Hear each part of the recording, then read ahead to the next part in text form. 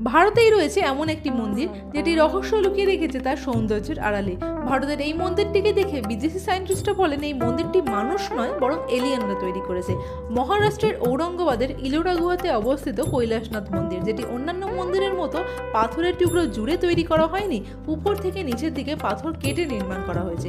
12শো শতাব্দীতে চিত্রকূট রাজা প্রথম কৃষ্ণ দ্বারা নির্মিত এই মন্দির ভগবান শিবকে উৎসর্গ করে তৈরি করা হয়েছিল।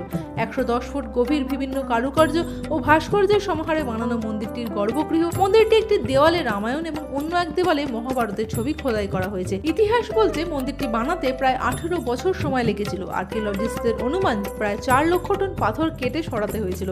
ইলোরাতে পাথর কেটে মোট 34টি গুহার মধ্যে 16 নম্বর গুহায় রয়েছে এই মন্দিরটি।